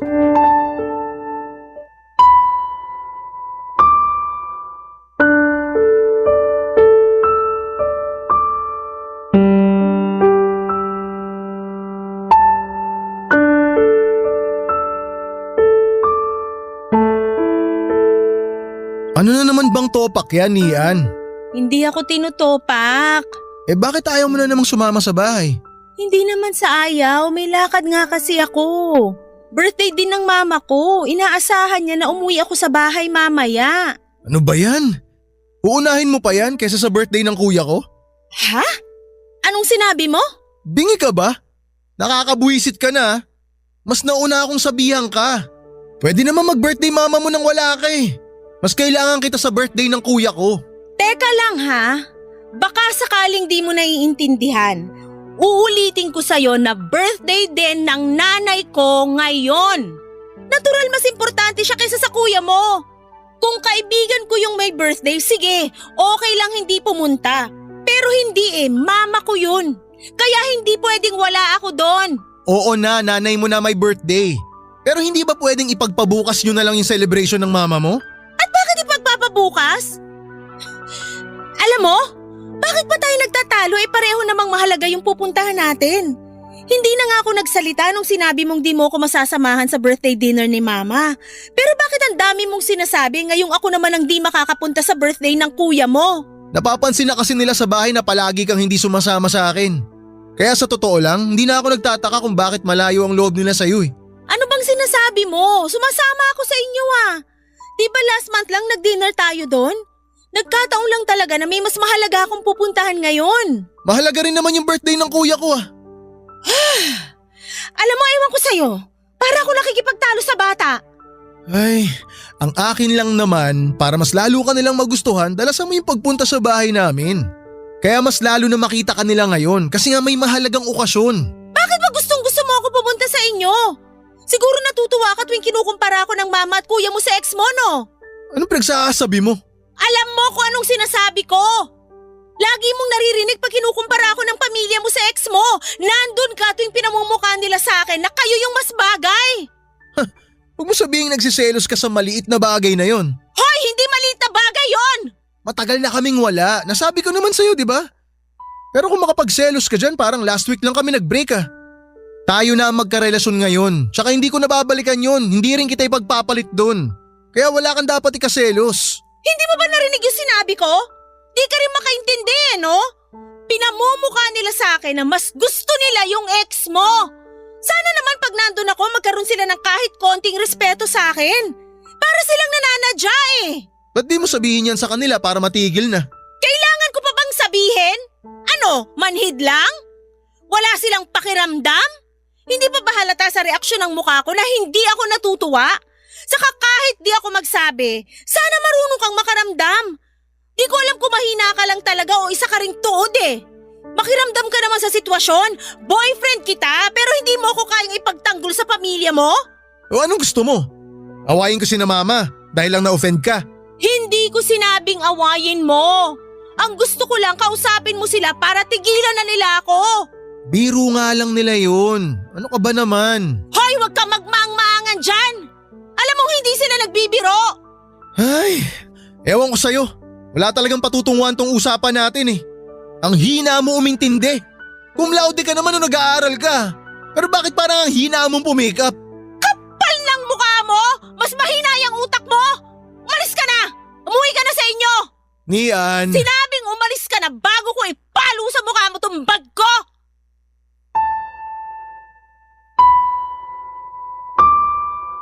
Papa Dudut, nagkapatong-patong na talaga ang inis at galit ko kay Alexis. Kaya muntik na akong maging bayolente. Para talaga akong nakikipag-usap sa batang 10 taong gulang. Napaka-enabler niya sa ugali ng mama niya at kuya niya. Para bang hindi na niya nakikita na mali ang ginagawa nila. Pero pagdating sa akin, ang bilis niyang magalit o mapikon. Napaisip tuloy ako kung mahal niya ba talaga ako, Papa Dudut. Kasi hindi man lang niya ako magawang ipagtanggol sa pamilya niya. Hindi talaga ako pumunta sa birthday ni Kuya Edgar. Sumakto rin kasi talaga na birthday ng nanay ko. Mas priority ko si mama kahit matagal na akong naimbitahan ni Alexis. Ipinaabot ko na lamang sa boyfriend ko yung regalo ko para naman wala na ring masabi sa akin ng kuya niya. Pero masama talaga ang loob ko sa kanila, lalo na sa boyfriend ko. At hindi kami kaagad nagkaayos kahit na lumipas ang 2 araw. Dumating ang punto na ako na ang humingi ng sorry sa kanya sa hindi ko pagpunta sa kanila noong birthday ng kuya niya. Nagkaayos din naman kami ni Alexis pero hindi ko siya nakitaan ng pagbabago kahit na matapos ang naging pagtatalo namin tungkol sa issue ko sa pamilya niya. Ako na lamang ang sumuko kasi nakakapagod talaga. Lumipas ang 2 linggo at napansin ko na cold sa akin ang boyfriend ko. Naikwento ko yon sa pinsang kong si Chini at sinabi niya na baka may ibang inaatupag si Alexis. Kaya ganoon na lamang siya, ka-unbothered sa akin. Nung una ay hindi ako naniniwala. Pero may kung anong boses sa loob ko na nagsasabi na mag-imbestiga ako. Kaya nga first time ko noong tinignan ang cellphone niya upang i-check kung may dapat ba akong ikagalit. At hindi nga ako nagkamali dahil meron nga. Ewan ko kung talagang sinasadya ni Alexis na hindi itago ang pakikipaglandian niya sa ibang babae para mabasa ko o sadyang tatanga-tanga lamang siya, Papa Dudut.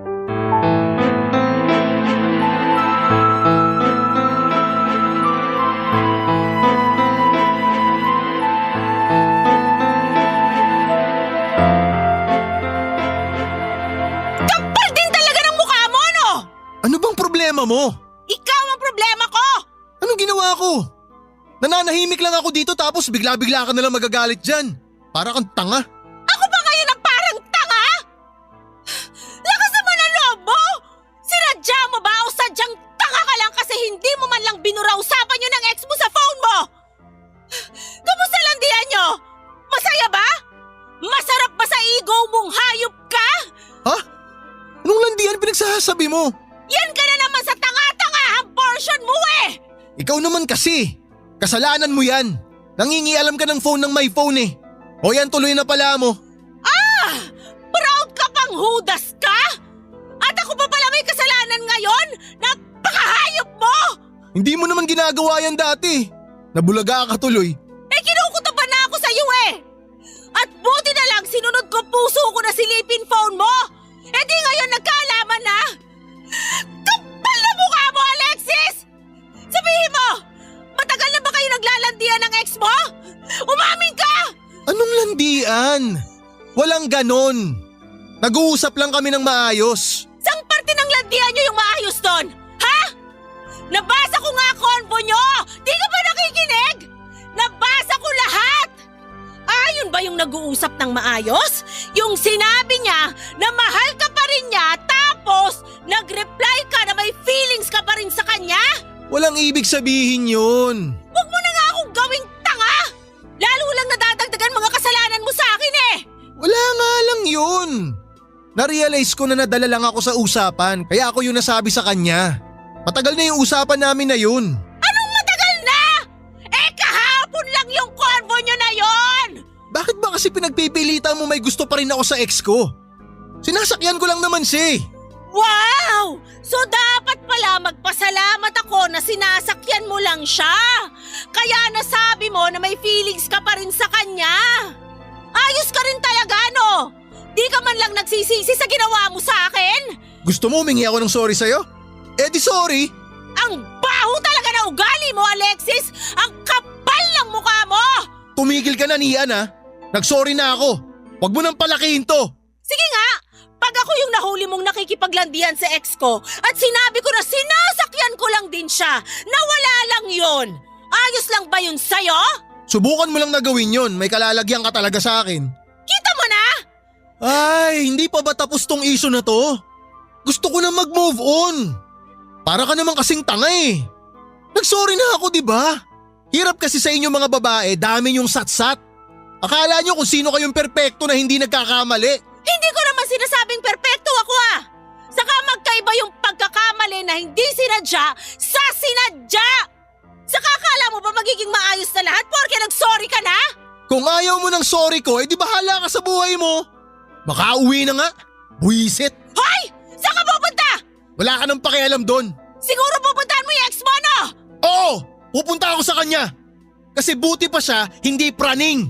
Hindi rin siya naninigaw katulad mo. Nakakairita yung bunganga mo. Sa totoo lang, ang sarap mong busalan. Ang kapal talaga ng mukha mo! Sige, umalis ka na!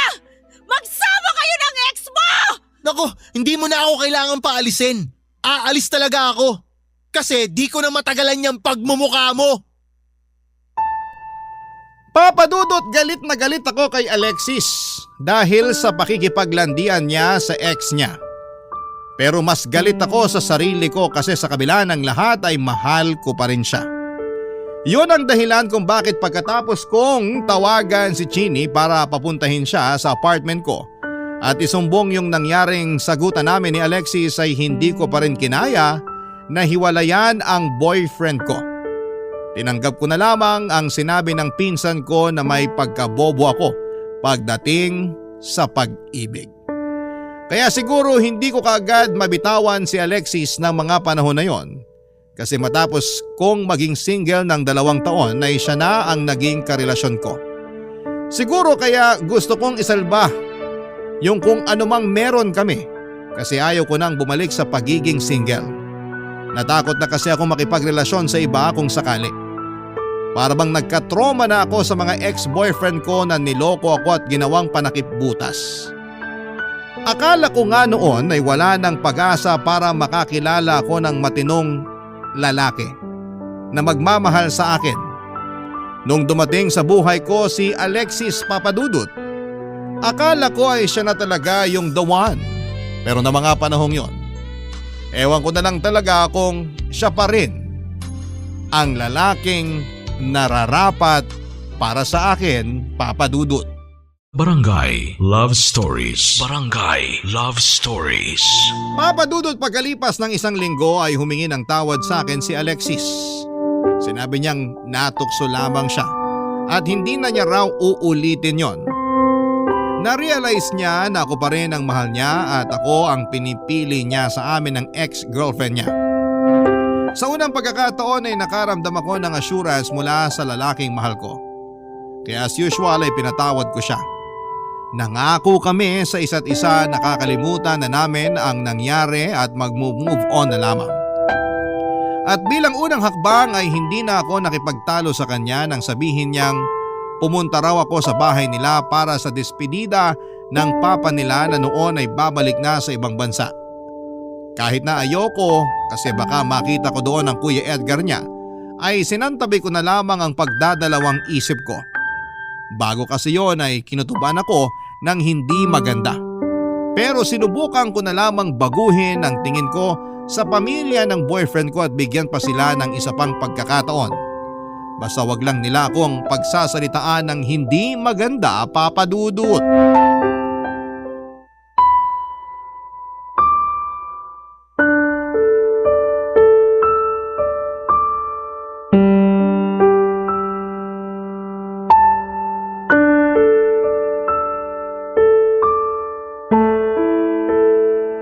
Nakakatampo ka naman. Hindi ka talaga pumunta nung birthday ko. Pasensya na. Sakto kasi na birthday din ng mama ko nung araw na yun. Inaasahan niya na uuwi ako sa bahay. Ganun ba? Piruin mo yun. Magka-birthday pala kami.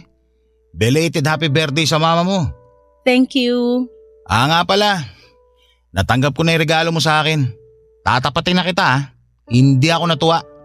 Inaasahan ko ng helmet yung ibibigay mo sa akin. Sorry, kasi yun lang nakayanan ng budget ko. Ano ba yan? Nakakadismaya ka naman eh. Asang-asa na ako na yung helmet na gusto ko ireregalo mo sa akin. Pero hindi mo naman tinupad. Hindi naman ako umuo na helmet ang iririgalo ko sa'yo. Saka bakit ka ba sa akin nanghihingi ng ganong kamahal na regalo? Ninang mo ba ako? Inaanak ba kita? Ayos ka makasagot ah. Hindi ko talaga alam kung saan ka kumukuha ng kapal ng mukha mo. Kung makapag-demand ka sa akin, kala mo may patago ka. Mabuti sana kung maayos trato mo sa akin pag nandito ako sa inyo. Lagi mo ngang pinamumukha sa akin na wala akong binatbat sa ex-girlfriend ng kapatid mo. Bakit? Nasasaktan ka? Totoo naman kasi lahat ng sinabi namin ni Mama tungkol sa'yo. Wala ka naman talagang binatbat sa ex ni Alexis. Ang laki na lamang niya sa'yo. Imburnal ka kung ikukumpara sa kanya. Wow! Nagsalita ang ugaling kanal! Hoy! Sa ating dalawa, mas pusali ang ugali mo. Wala akong ginawang masama sa pamilya nyo. Pinakisamahan ko kayo pero kayo yung hindi marunong makisama. Bastos kayo! Mga walang respeto! Lalong-lalo ka na! Sinong rerespetuhin ko? Ikaw? Kapal mo, tanga! Yung mga katulad mo hindi nire-respeto. Bakit? Sino ka ba sa akala mo? Feeling mo kagalang-galang ka? Oo! O ano na naman to? Bakit kayo nagsisigawan? Mabuti dumating ka na. Paki-stapleran mo nga yung bunganga nito syota mo.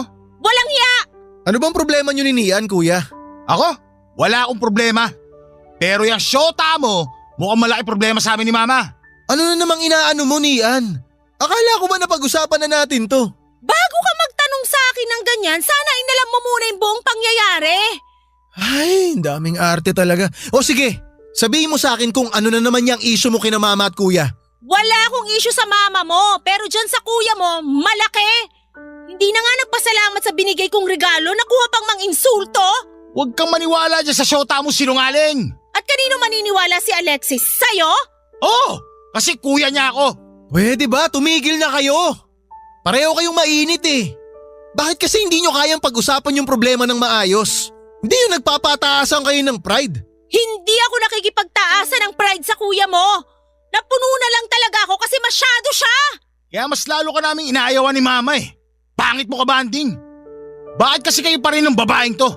Akala ko pa naman nagkabalikan na kayo ng ex mo. Kuya talaga? Ngayon mo itatanong yan? Para ka naman tanga eh. Anong balikan sinasabi nitong kumag na to?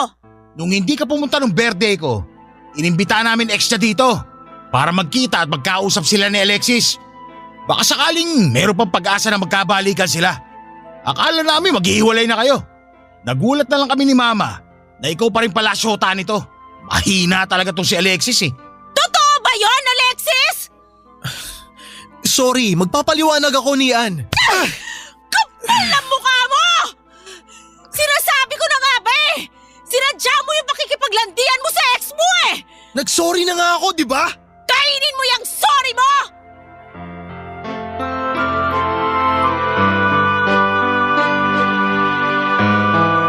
Papadudot dahil sa nangyari halos mawalan ako ng malay dahil putok na putok ang galit ko.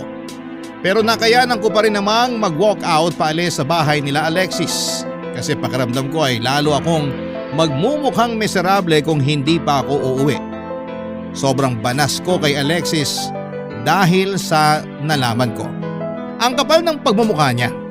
Parang gusto ko siyang balatan ng buhay pero pinigilan ko pa rin ang sarili ko na sumabog dahil baka makagawa ako ng hindi maganda. Kaya nga nung nakalayo na ako sa bahay nila ay dali-dali kong tinawagan si Chini para magpasundo sa fast food chain na malapit sa bahay nila Alexis. Doon niya ako kinita at agad akong yumakap sa kanya. Hinatid ako ng pinsan ko sa apartment ko at hindi niya ako iniwanan hanggat hindi pa pagod ang mata ko sa kakaiyak. Hindi ko na lang namalaya na nakatulog na ako dahil sa pagod at sama ng loob. Kinabukasan naman ay tawag ng tawag sa akin si Alexis pero hindi ko siya sinasagot. Hindi ko rin binuksan ang mga text at chat niya. Siguro'y napagod na lang talaga akong makipag-usap sa kanya. Kaya hindi ko muna siya hinarap ng 3 araw. Pero laking gulat ko nang ibalita sa akin ni Chini na nakita raw niyang nag-post si Alexis sa timeline nito sa Facebook. Sa picture ay nakakbay si Alexis sa isang babae at nakahalik pa sa pisngi nito. Nung makita ko yung picture ay na-confirm ko na yung ex niya yon. At mukhang totoo ang balita ni Kuya Edgar na nagkabalikan na nga si Alexis at ang ex niya.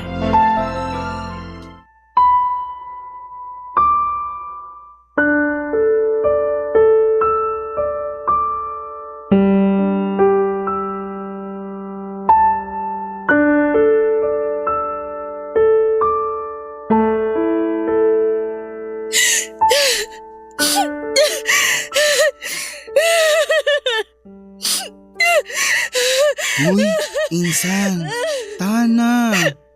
Paano ako tatahan? Harap-harapan akong binastos ng boyfriend ko. Imbis na magsisi siya sa pakikipaglandian niya, nakuha pa niya talagang pangatawanan yung panloloko niya. Sa true lang. Kaya nga pati ako gigil na dun kay Alexis. Sige, hindi na kita patatahanin. Ilabas mo na lahat yan. Iiyak mo lang. Ang kapal-kapal ng mukha niya. True. Kapal na mukha ng mokong na yon. Akala mo kung sino? Minahal ko siya ng buo. Iniintindi ko kapag nagkukulang siya. Pati pamilya niya sinusubukan kong pakisamahan. Pero bakit niloko pa rin niya ako? Hindi ko alam yung sagot dyan. Pero isa lang yung sigurado. Baliw siya. Kasi doon pa lang sa hindi ka niya pinagtanggol sa pamilya niya, red flag na talaga. Tapos dumagdag pa yung nahuli mo siyang nakikipaglandian sa ex niya sa chat. Ewan ko ba naman sa'yo kung bakit pinatawad mo pa siya nun? Sana dinispatcha mo na. Ewan ko sa sarili ko. Ang tanga-tanga ko. True ulit yan. Pero si Alexis talaga yung may kasalanan dito eh. Sabi mo nga, minahal mo siya. Inintindi sa mga pagkukulang niya. Siya tong hindi marunong makipag-compromise sa'yo. Minamanipulate ka niya, Insan. Ewan ko ba? Ganun yata talaga pag mahal mo. Ang uto-uto ko. Nakakainis. Pero ngayon, nagising ka na. Hindi ka na uto-uto. Naisip ko na baka totoo rin yung sinabi sa akin ng kuya niya. Nawala talaga akong pinatbat sa ex niya kaya siya nakipagbalikan doon. Excuse me? Ikaw? Walang binatbat? Ipapaalala ko lang sa'yo kung sino ka, girl. Hindi ka walang binatbat dahil meron kang binatbat. Matalino ka kaya? Nangunguna sa klase simula elementary hanggang college. Cum laude, may magandang trabaho, sopistikada at may class. Yung pamilya ng damuhong na ex mong yon ang walang binatbat. Wala rin silang class kasi respeto nga hindi nila maibigay sa'yo. Ay nako, gigil ako dun sa mga person. Thank you, Insan. Pasensya na kasi. Dinamay pa kita sa nangyari sa akin. Hindi mo ako dinamay kasi desisyon ko na makigulo. Saka bakit ka ba humingi ng pasensya? Wala ka namang kasalanan. Naisip ko lang kasi na pati tuloy ikaw galit na kay Alexis at sa pamilya niya. Alangan namang matuwa ako sa ginawa nila sa'yo. Gusto mo yata magpapiesta ako dahil sinaktan ka nila eh. Sira, di naman ganun yung ibig kong sabihin. Ay, sorry na. Hindi ko kasi nag-getch. Basta, thank you kasi nandyan ka. Kahit na malungkot ako ngayon, at least hindi ako nag-iisa. May karamay ako. Natural, dadamayan kita kasi pinsan kita at mahal kita. Kaya nga nagagalit ako dyan sa ex mo, saka sa pamilya niya kasi hindi ka nila inaalagaan. Hindi ka nila nirespeto. Pero hayaan mo na, makakarma rin sila. Lalo na yung Alexis na yan. Ewan ko. Ayoko naman hilingin na makarma siya kasi kahit papano may pinagsamahan pa rin kami. Di nga siya naawa sa'yo nung inalisan ka niya ng ka-freshness dahil puro sakit ng ulo binigay niya sa'yo. Seryoso? Ganun na ba talaga ako kapangit? Hindi naman, pero mukha ka lang dehydrated. Genie naman eh. Charot lang. Siyempre maganda ka pa rin. At may kutob ako na mas lalo ka pang gaganda kasi wala na sa buhay mo yung ex mo. Basta, tandaan mo, nandito lang kami ng pamilya mo. Lalong-lalo na ako. Kapag malungkot ka, kapag feeling mo magbe-breakdown ka ulit kasi naaalala mo yung loko na yon, tawagan mo lang Akesh. Pupuntahan kita rito sa apartment mo. Tapos, yayayain kitang gumimik. Hindi ka pwedeng magmukmok habang buhay dahil marami pang mas pogi sa ex mong chararat. Papadudot malaki talaga ang pasasalamat ko kay Chini dahil kasama ko siya ng mga panahong nagmo-move on ako kay Alexis. Lagi niyang sinasabi sa akin na huwag kong hayaan na tumigil ang mundo ko dahil lang iniwan ako at niloko.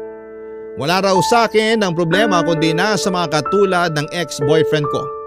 Kaya nga unti-unti ay bumalik ang kumpiyansa ko sa sarili. Mula nung maghiwalay kami ay wala na akong naging balita pa kay Alexis. Pinutol ko na rin kasi ang ugnayan namin bilang bahagi ng pag-move on ko. At nung sa wakas ay mawala na ako ng pakialam sa kanya ay nasabi ko na lamang sa sarili ko na blessing in disguise ang paghiwalay naming dalawa. Sa kasalukuyan, Papa Dudut, ay kasal na ako sa mister ko na nakilala ko dahil kay Chini. Meron na rin kaming isang anak na babae at masayang masaya ako ngayon. Siguro nga ay totoo ang kasabihan na inaalis ng Diyos ang taong hindi karapat-dapat sa atin upang mabigyan ng daan yung taong totoong nakalaan para sa atin. Yun kasi ang nangyari sa amin ng mister ko. Aminin ko na nung naghiwalay kami ni Alexis ay naisip kong magpaka-single na lamang forever. Pero iba pa rin pala kapag si Cupido na ang kumilos at masaya naman ako kasi hindi ko hinayaan ang sarili kong magpaka-bitter habang buhay dahil lang sa hindi magandang naranasan ko at pinagdaanan kay Alexis. Hanggang dito na lamang po, Papa Dudut, ang sulat ko. Naway kinapulutan po ito ng aral at inspirasyon ng mga kabarangay natin. God bless sa Barangay Love Stories. Number 1 po kayo sa puso namin. Ang inyong forever kapuso at kabarangay ni Ann. Barangay Love Stories. Barangay Love Stories. Napakasakit na nangyari kay letter sender. Pero buti sa uli, naging maayos pa rin ang buhay niya. Anong say mo sa Barangay Love Stories na ito? Pagkwentuhan natin sa comment section yan.